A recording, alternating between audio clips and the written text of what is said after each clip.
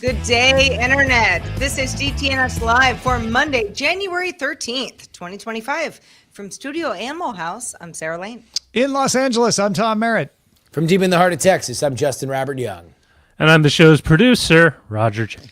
Daily Tech News Show Live is made possible by you. I'm talking to you right now. Maybe you're Miranda Janelle. Oh, you're not? Maybe you're that Charlie dude. Or perhaps you're Justin Zellers or one of our brand new patrons. Hey, everybody, welcome in Mark, and Daniel. Mark, Daniel. So this is Mark, and this is Mark, and this is Daniel. Yes. Mark 1, Mark 2, and Daniel. Yeah. Can we call you Mark 1 and Mark 2 just to keep you? Thank you. Appreciate that. Yeah. Actually, they're probably like Mark 72 and Mark 73, but we didn't check. I think I shaved with a Mark 4 this morning. Did you? Yes, I can tell, actually. I think I had a Mark 3. Well, welcome to DTNS Live. This is the show where we discuss the tech news to help us all understand all of it a little bit better. How is everyone doing? Justin Robert Young, how are you? How's it going? Well, I feel like I'm the only one who does not deserve a geographically relevant update. I've mostly been worried about you guys. How are things in beautiful Austin, Justin? It's been idyllic. Well, it's been a little cold, but hopefully everything is okay out there in LA for you guys. Yes.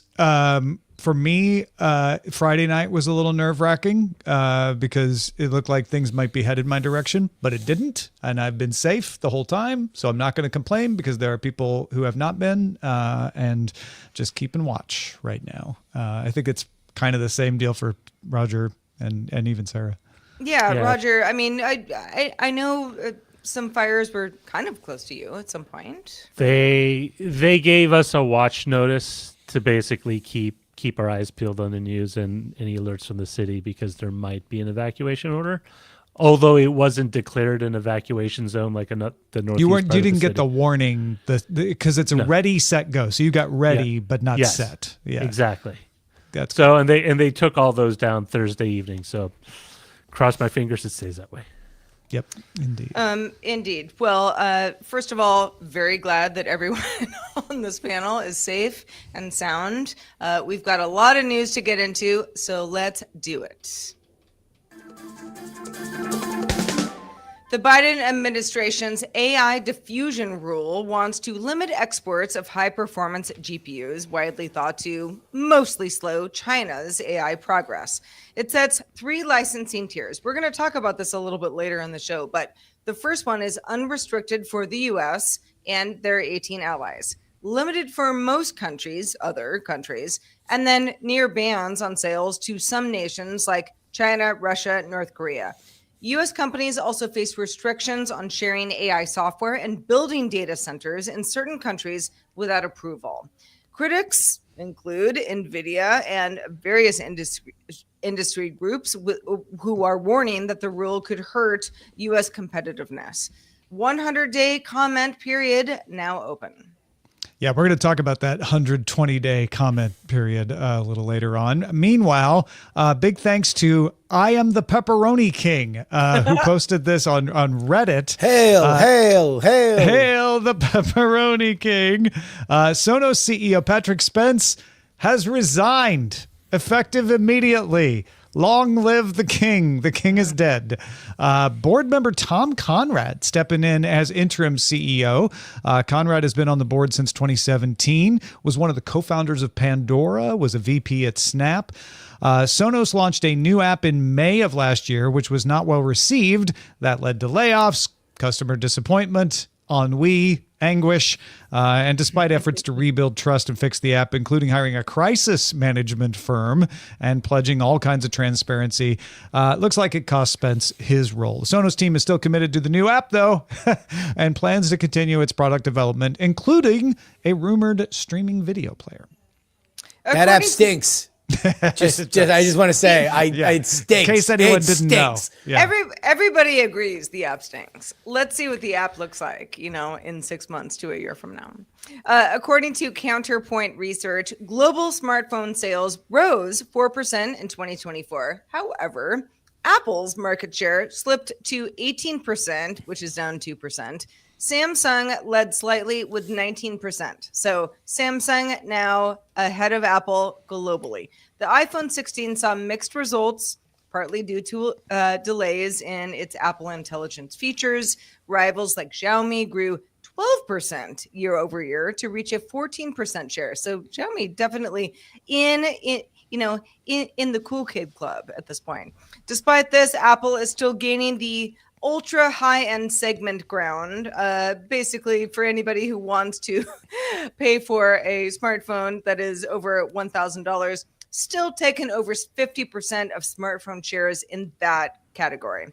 Counterpoint notes the rebound follows 2023, which was the worst year for smartphone sales in a decade. And finally, one of the ways you know if you're closer to the next G is when you get the half G. We are now officially closer to 6G than 5G. Reliance Jio, the latest telco to launch a 5.5G network in India, offering download speeds up to 10 gigabits per second and upload speeds of 1 gigabit per second. Network improves latency, which is good for 4K streaming, improves call quality. It's initially supported by OnePlus 13 smartphones. And if you've got a OnePlus 13 and you're in India and you're on Reliance Jio, look for the 5GA icon on your connected device. That'll let you know you're on the 5.5G. 5.5G is just, an evolution of 5G. It's based on the 3GPP Release 18 standard, if you're the kind of person who keeps track of that, and that enhances the connectivity and speed. It's fast. It's really fast. All right, so the deadline for TikTok to transfer its American operations to a non-Chinese buyer or face a ban, just 6 days away. The clock is ticking. A lot of people have been looking to the Supreme Court for answers as TikTok argues that the law is unconstitutional. Gabe Fleischer, a political journalist that you follow, Justin, has had thoughts on that. So where do you sit on this at this point? Well, let's reset where we are. So last week, the Supreme Court heard an emergency hearing of whether or not there would be any kind of change to the law as it was passed last year, which, when it was signed into law, meant that on the 19th of this month, TikTok would either have to be sold to an American company or it would, they say that it will shut down, that it will not try to operate in the shadows in America.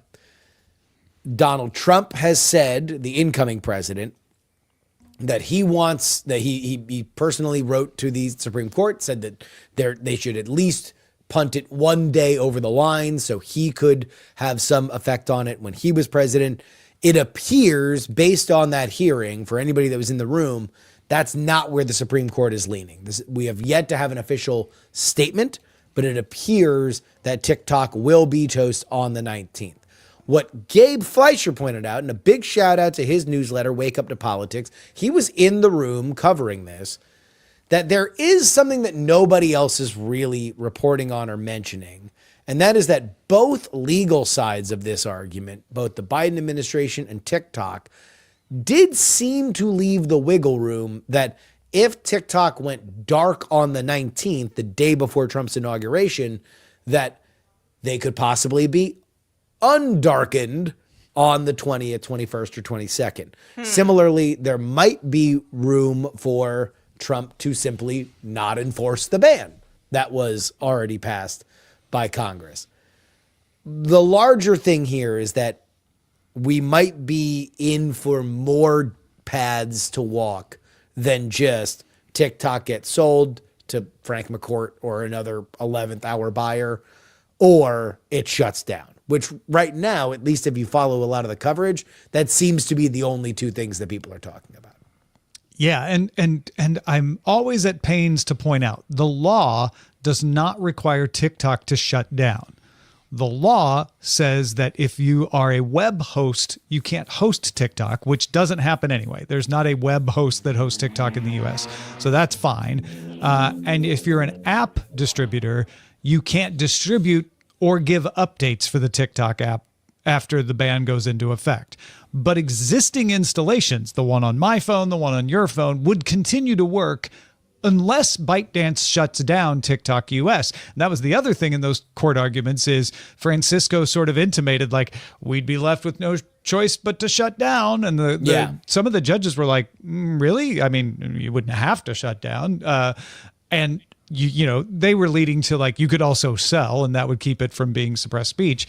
But they were also saying like, you don't have to shut the service off in the US, but it sounds like ByteDance would do that. It sounds like ByteDance would say, you know what, if we're going to get blocked, we're going to shut it down.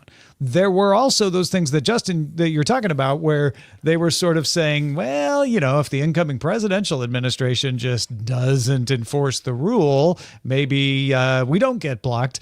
But even some of the judges said that sounds like a chilling effect. And I think Francisco followed up on that too, and said, yeah, I don't know if we're going to, if the app store makers are going to follow that, if they're playing it better safe than sorry, they may just block our distribution anyway, because they don't want to not block us for lack of enforcement. And then later there starts to be enforcement and somebody takes them to court. So that's not a good way to play ball.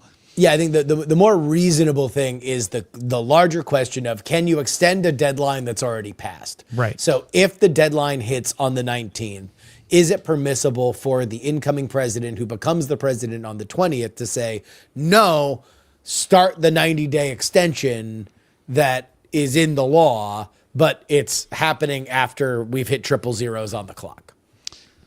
I mean, if the outgoing administration doesn't order the block, if they just don't say anything, does that give them more or less wiggle room, or am I just overthinking it? Yeah, I mean, look, the political reality here is that Donald Trump, like for everything in his life, he views this as potential negotiation leverage points for sure, that he can have with China, that he can have with the VC community, that he can have with any and everybody that he would like to negotiate some kind of deal with. He does not want this to go away before he is there.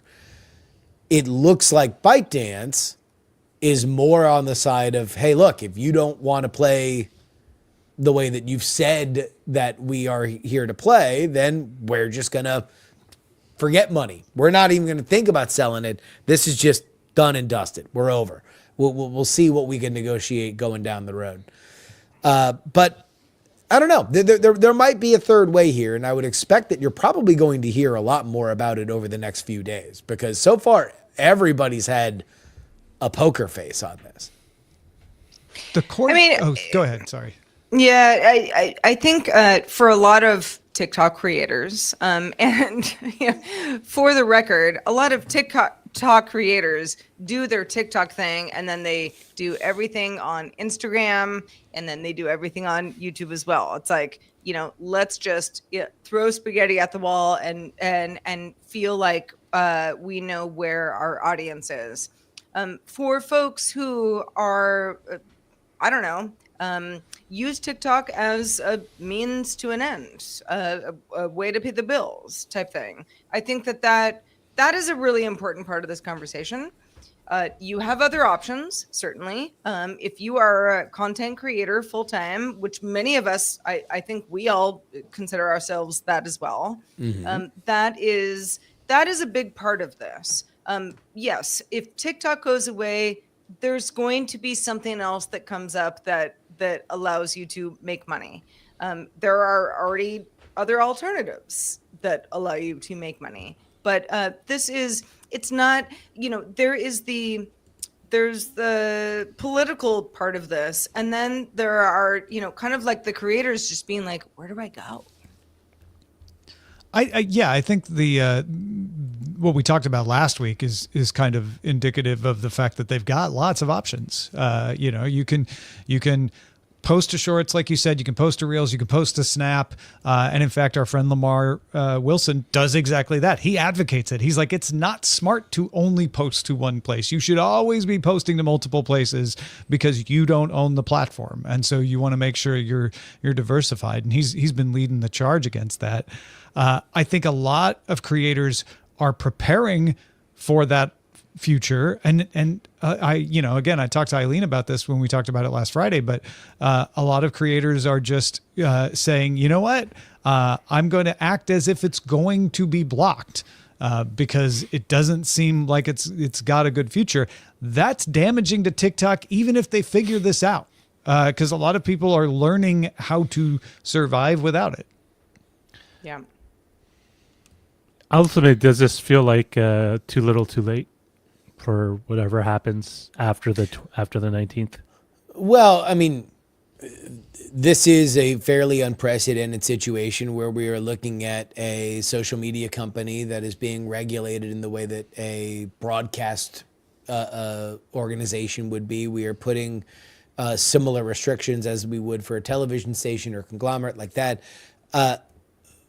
What I think is going to happen now, and the reason why I think it's worthwhile to talk about today, is that we're going to get this Supreme Court ruling quickly. I would suspect in the next 24 to 48 hours. At that point, everything else is going to happen in pretty rapid succession, including if there is any appetite from ByteDance to sell, you're going to hear about it very quickly. You're going to hear about it nearly immediately. If they want to make this as big of a stink as they possibly can, and they want to say, hey, this is a huge embarrassment, we want to rub it in the nose of the American government, that noise is going to happen very, very quickly. But this is going to get loud. TikTok is still the most influential media that you have for a certain segment of our culture, and nothing like that goes away quietly. Yeah, if there's a stay, I think there's a better chance of a stay than there is of the court ruling in TikTok's favor. Yes. If there's a stay, then we just reset the clock and we'll come back to this in the summer, right? Like it's going to wait for this to finish with a decision. I kind of don't think there's going to be. I kind of think it's going to be a decision against TikTok.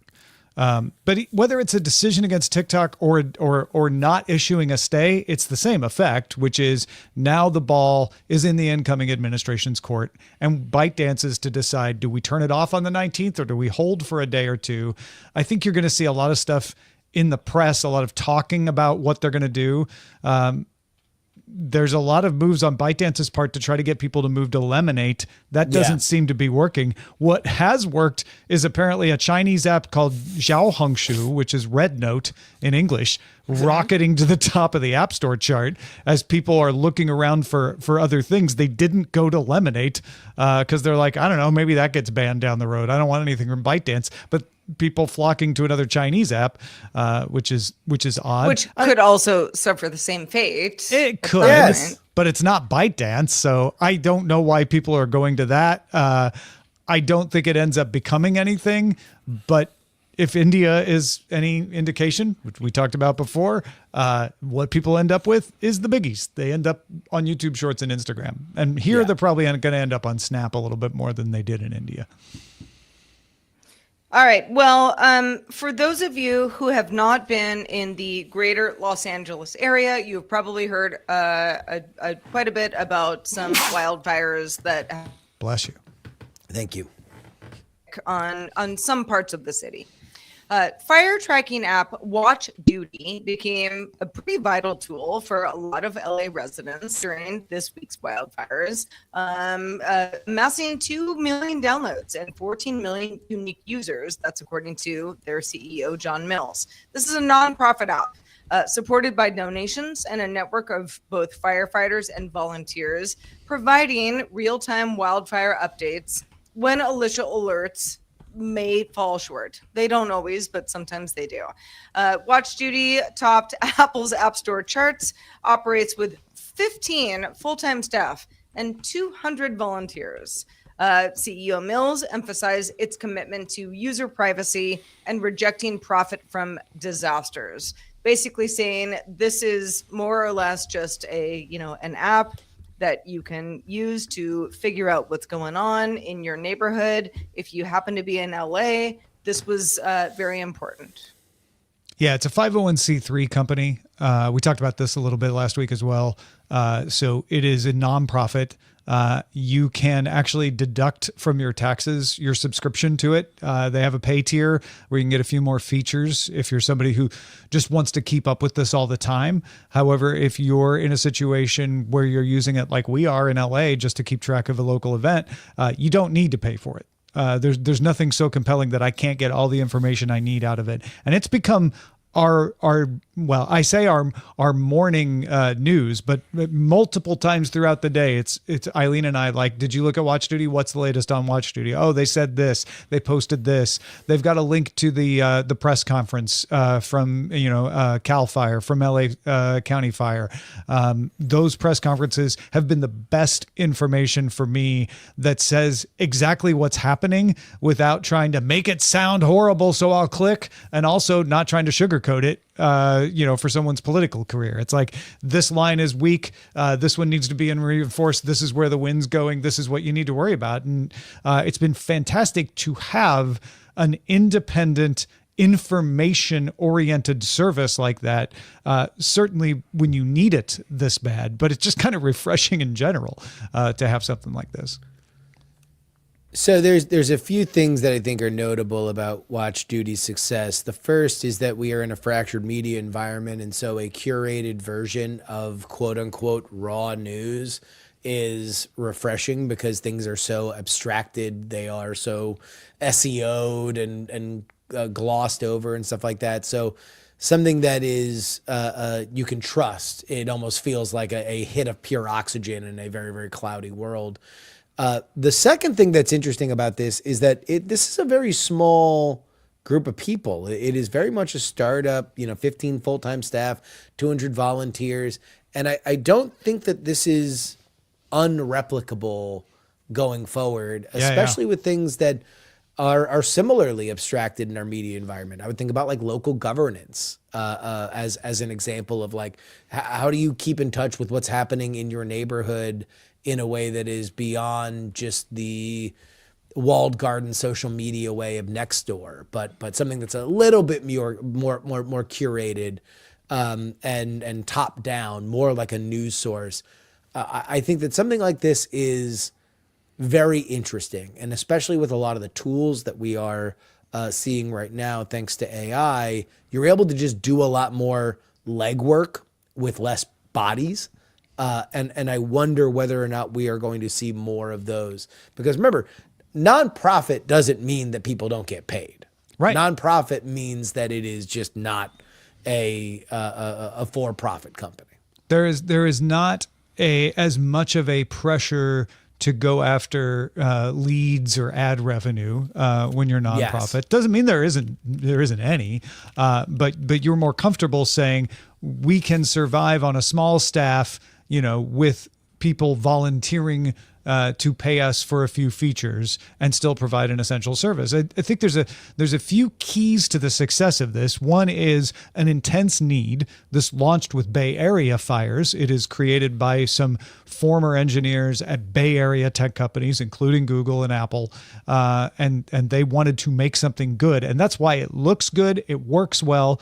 They also avoided crowdsourcing altogether. This is not Citizen. There is nothing in here that doesn't come from their volunteers. Their volunteers are vetted, they're background checked, and they don't require you to have firefighter, emergency responder experience, but it's certainly what they're looking for. If you are a former emergency responder, first responder, firefighter, they're going to be very eager to sign you up as a volunteer because they want people who understand these dispatches and can translate them into language that you and I can understand and make use of. And they do a very good job of that. If you were to translate that to a neighborhood, which I love that idea, Justin, you'd need an event, I feel like. Like, you can replicate all the rest. You need to have engineers from tech companies that care about the event and all of that, but you need an event. Like, what is the local event that's not this, right?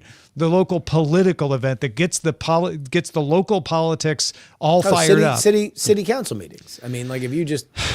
Not any city council meeting. It's got to be one that really, like, the majority of people are I really need to. Sorry. Oh, what is an inciting event that everybody?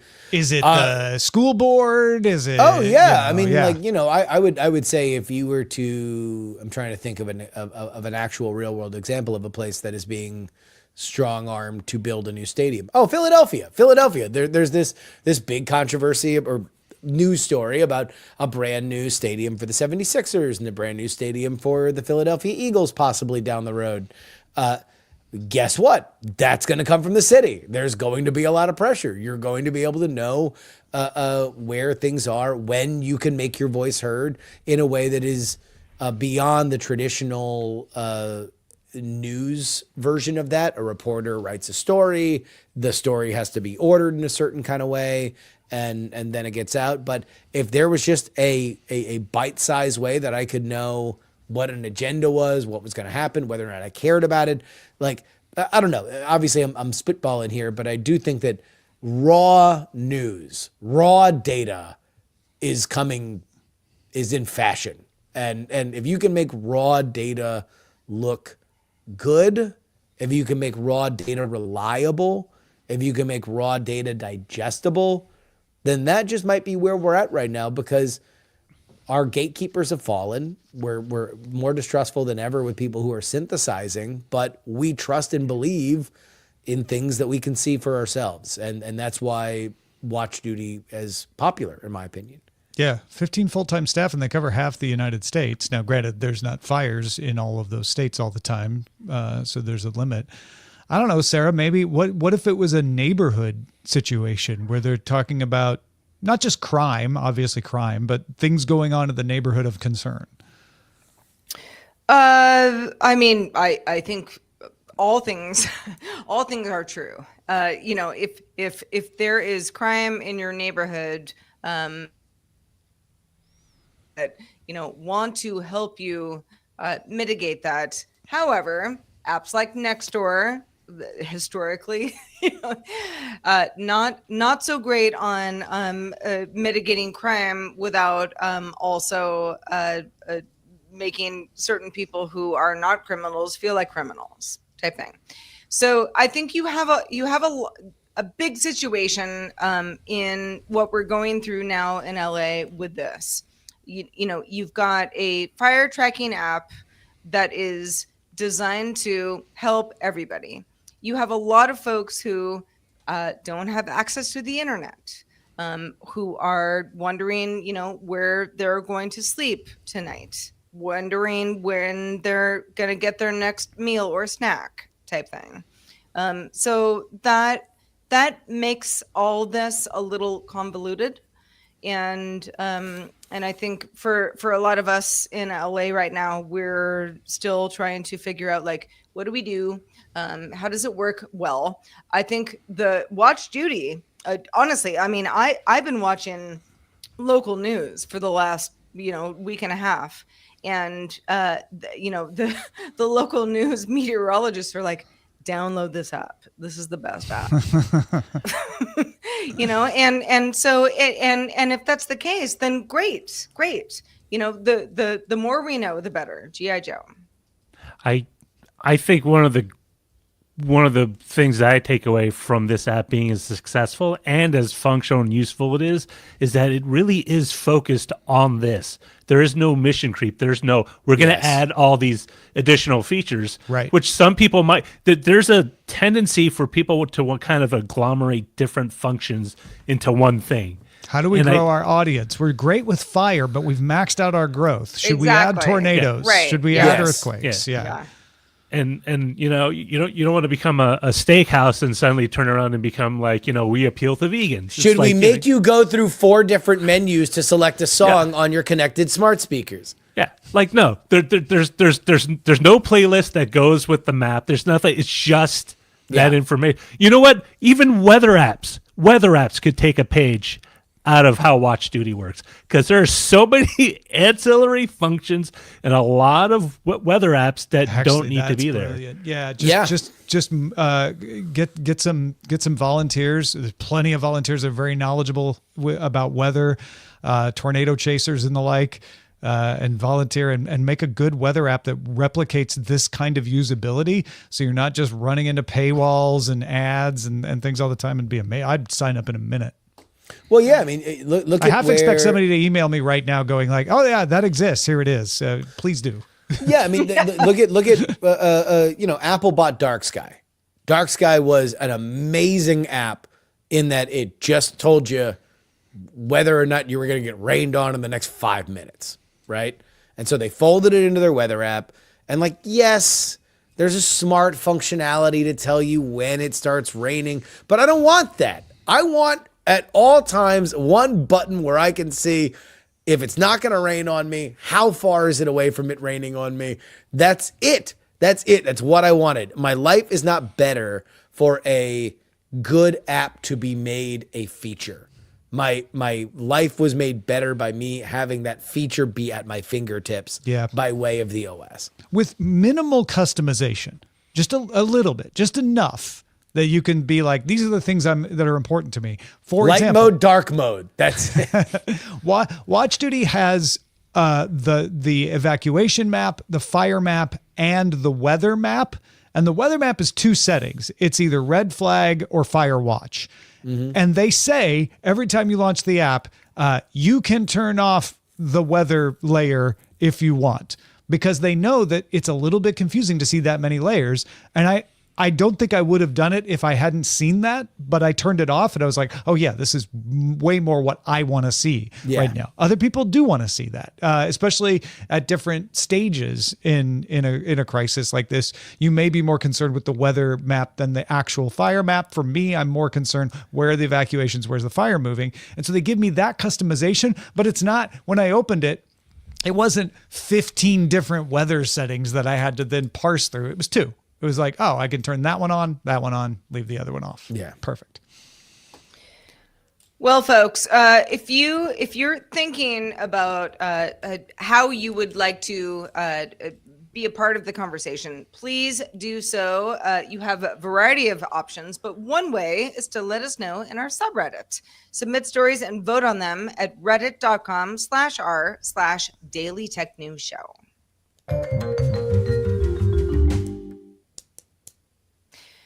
All right, Tom. Earlier in the quick hits, we talked a little bit about this whole interim final rule on artificial intelligence diffusion. So let's talk a little bit more about what it means for the rest of us. Yes, interim and final. That's part of what you need to know right there. It is a proposal. A lot of the headlines are implying that the U.S. has done this. They haven't. They have proposed that they would break things up into 3 tiers. Now, one of the tiers already exists. You cannot export high-end GPUs, the ones that are, equivalent to 100 or 1,700 advanced GPUs in their power. Basically, you're talking about Blackwell, NVIDIA chips like that. You cannot send those to China, Russia, Iran, or North Korea. They are countries that are on the list that you just cannot sell those GPUs there. What's happened, though, is there are countries you can sell your GPUs to, and those countries have people in them that say, great, I legitimately acquired this GPU. Don't tell anyone, but I'm going to sell it to somebody in China. And so there are end arounds. The impetus behind this is to put a cap on GPUs in those countries. There's 18 countries that we think have enough of a handle on this that we can trust that they'll keep that from happening. But the rest of the world, if you're not in the 18 allied countries or the 4 prohibited countries, you're going to have a cap. And the cap is a bureaucratic nightmare because it's like, well, you can have no more than 50,000 high-end GPUs per country per year unless you apply for this certification, in which case your government can get some more, and maybe organizations in your country can also get some more. The idea being restrict it to the amount that lets them have all the GPUs they need to use by doing a bunch of paperwork, but not enough GPUs that they would be worth it for them to then sell them on to China, Russia, Iran, or North Korea.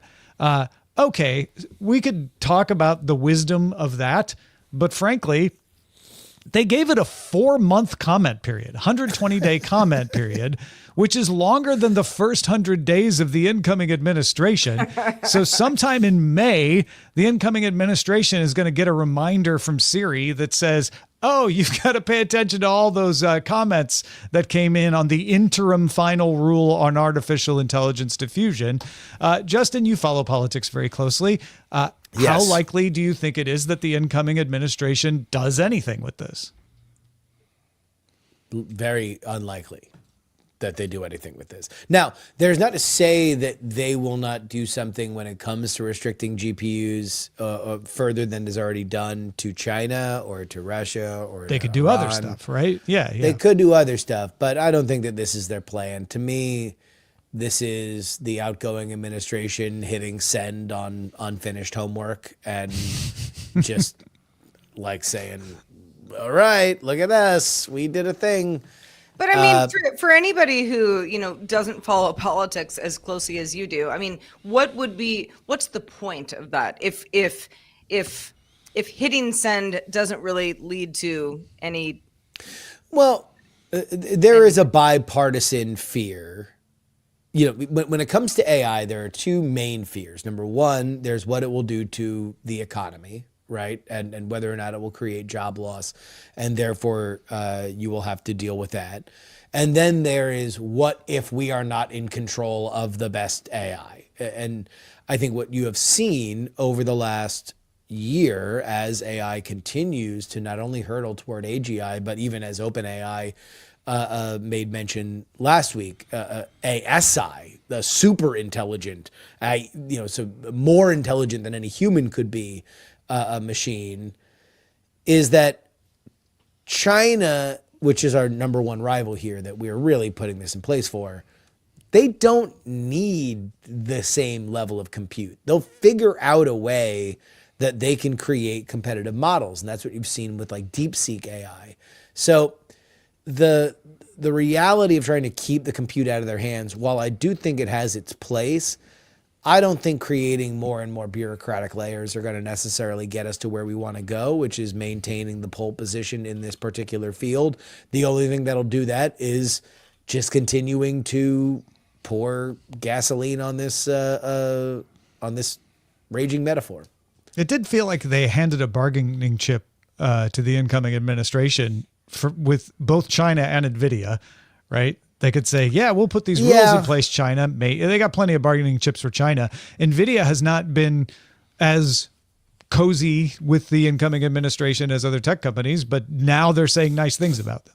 Yeah, because they don't want to have to deal with like NVIDIA right now is selling these, selling compute like hotcakes, right? Like they're selling it as fast as they can create it. We are in a level of unprecedented demand for these chips. In fact, it's so hot that a lot of the tech companies paused their Blackwell orders because the racks are too hot. And hopefully they get that figured out. Exactly, right? And so it's like NVIDIA is like, please don't stop this gigantic money factory for us. So I can get their perspective, and maybe this will be something that indeed Trump wants to negotiate on. That would be very Donald Trump for that to be the case. But I don't know. I guess I'm more focused on the AI side of this than I am the political side of this, because I don't think that there's a lot of coordination. I have a little bit of a sense of where the Trump administration wants to go with AI, but I think that they're probably still staffing right now. So we'll see. I don't know. Hopefully they get some good advisors, because I don't, what is 120 days from now? What day is 120 days from now? It's I'm going to ask 3 ChatGPT. months. No, right 4 now. months. It's 4 months. Yes. But what Yeah. exact day is it? Oh. May 13th. So let's set a reminder for May 13th to check and see what happens with this, because I think it just goes away. I think we're probably going to talk about this before May 13th, but okay. I doubt it. Honestly. I would not imagine that anything that involves chips or America's role in shipping chips abroad would not want to be folded into something that is more economically directed from the Trump administration. I'll put it that way. Like, I don't think that these restrictions come from the AI side of it. I think that there come from the trade side. Yeah, there are strategic goals that the next administration is going to have when it comes to AI. And I do believe that they are fully in line with the concept that they want supremacy of the United States in this field. But I just don't think it's going to be with these particular restrictions. And again, I think it's mostly because the people that were working on them wanted to prove that they were doing something. Yeah, maybe it's a resume builder. Well, this is an emerging field. There's a lot of stuff that we still, I mean, like, think about it this way. How differently have we thought about AI in the last year, right? Like, we think about it entirely differently in terms of what our expectations are. I mean, what was it 3 years ago? Like, we did not talk about this ever. And now that's all we talk about. Yeah. So, like, a lot of this is happening very fast, and even the sides of the debate are kind of evolving very quickly. Well, Roger Chang on Monday, a newly formed campaign called Free Our Feeds announced it was working on social media platform Blue Sky to create a foundation dedicated to expanding the ecosystem surrounding AT protocol that forms the heart of Blue Sky's app. You've been following this. What's your latest? It's a very interesting campaign. They're right now crowdfunding for initially for $4 million for the project. The idea being that they want to establish a framework in which they can help and foster developers to build more on this protocol, including a social media platform not unlike Blue Sky using the AT protocol. The idea being that the more people that are using this protocol, the more diverse, the wider the reach, and more resilient it is to just say if Blue Sky either gets bought out by a single company or just goes away, there's still this protocol that everyone can use. To that effect, they've hired, or not hired, but they've rather put in place a couple of overseers from directors from the Mozilla Foundation, including executive directors Mark Sermon and Nabia Saeed, as well as the founder of Avaz, Ellie Parser, and Mallory Noddle, the executive director of Social Web Foundation. High-profile backers of this include actor Mark Ruffalo, the Cory Hulk. Doctorow. Yeah, the Hulk, Cory Doctorough, Mark and Wikipedia. Ruffalo was the Hulk? Yeah, in the Avengers I don't movie. remember that. Oh, okay. Well, I think this is actually kind of neat because There are like I don't 90 expect. Avengers movies, so whatever. Yeah, I don't. keep going. I don't see this as being like a toe-to-toe competitor to existing social media, but I do see it sort of as like the Firefox to the Chrome to the Edge browser to the Safari browser, where you have an option where you might not have the same reach of people. Did the app protocol not have anyone working on it before, though? Like, I think the idea is just to get enough people excited and actively foster. So why do you need the money? The money is there to fund the developers, basically to pay out people. The So money's the not here, developers People have will to get get paid, which will paid. excite people so much that they will Yes. join this more than they have already joined it when it had its influx of people. I mean, I get starting a foundation to develop the protocol and everything, but it seems like they're starting a movement, Free Our Feeds, separate from the app protocol. Like, there's a foundation, there's an organization around Activity Web. There already is an organization around the app protocol. Now, granted, the majority of that organization is in Blue Sky, so I get that. I'm with Justin. I have some questions on how this is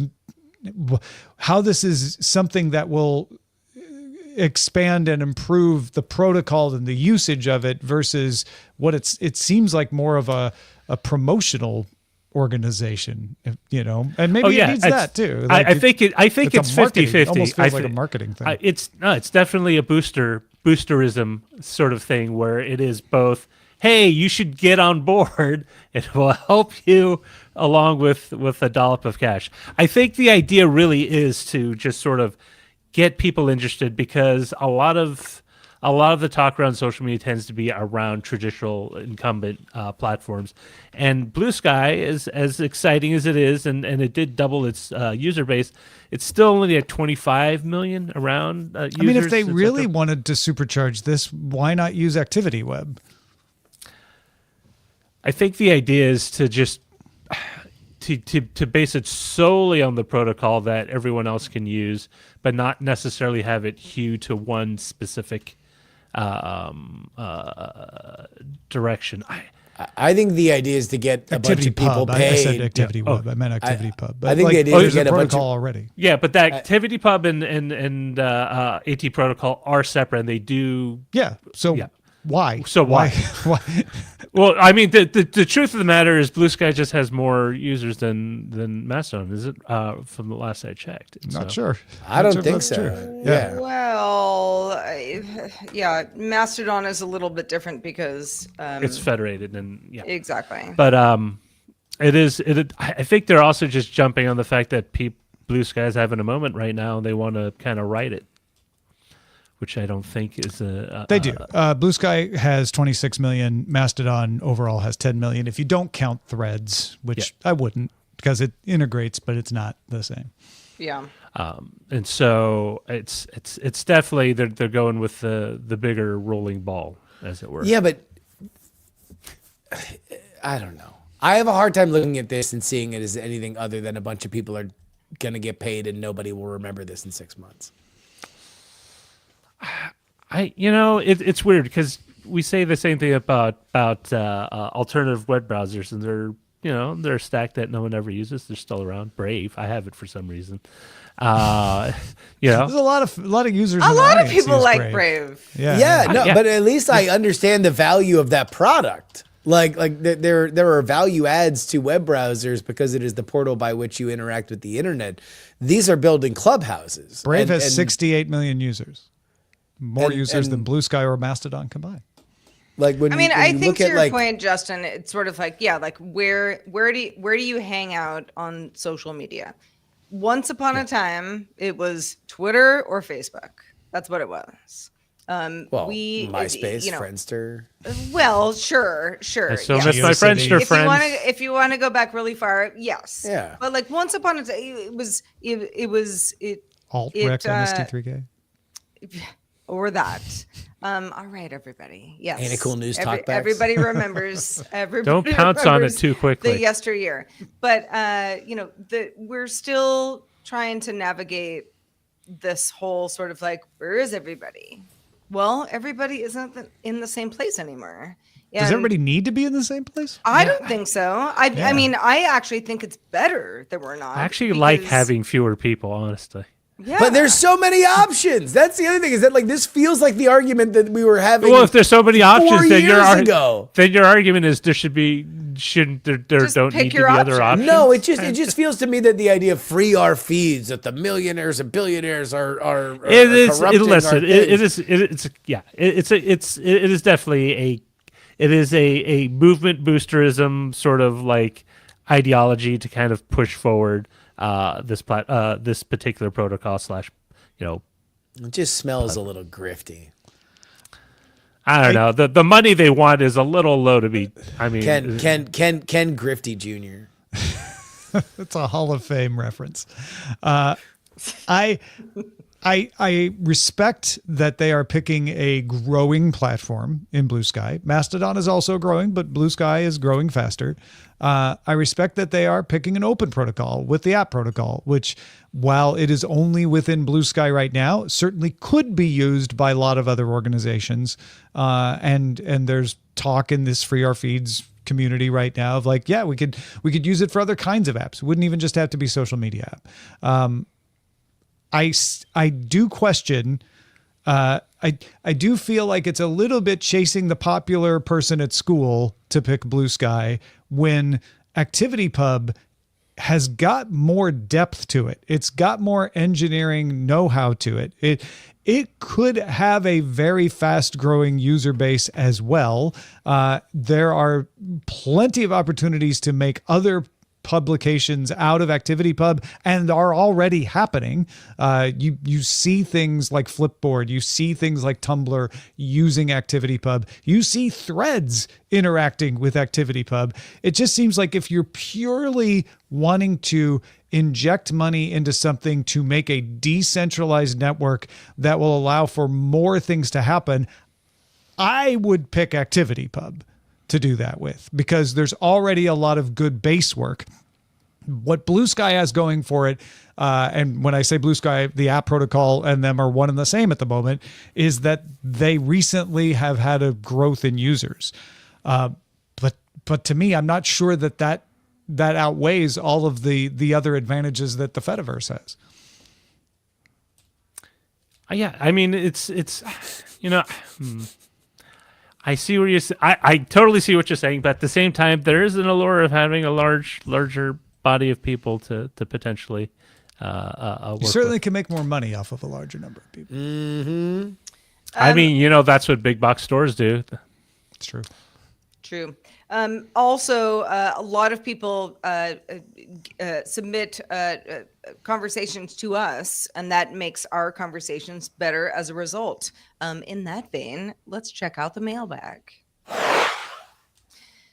Bodhi wanted to chime in about our EV discussion that was on Friday's show. Bodhi says, I see just as many articles about how EV sales would be down in 2025 as I do seeing EV sales will be up over 2024. As far as affordable EVs go, there are full few EVs under 40 grand.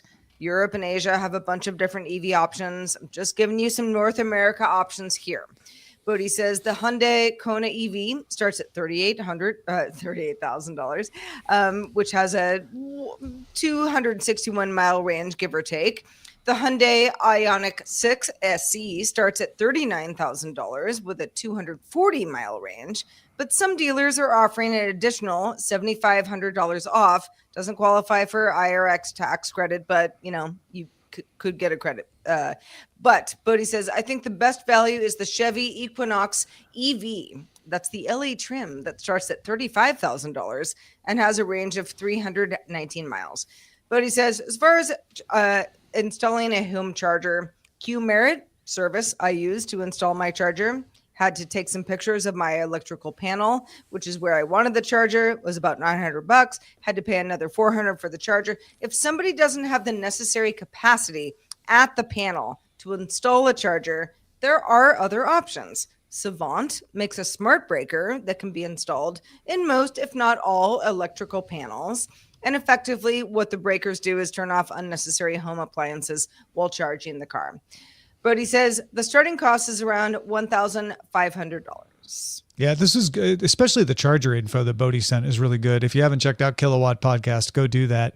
I'd be a little nervous myself on Savant that because it is managing what that breaker can do at some point, it might fail in that. I'm sure it doesn't fail often, but I would rather have it just be hardwired when you're talking about electrical stuff to rely on like that.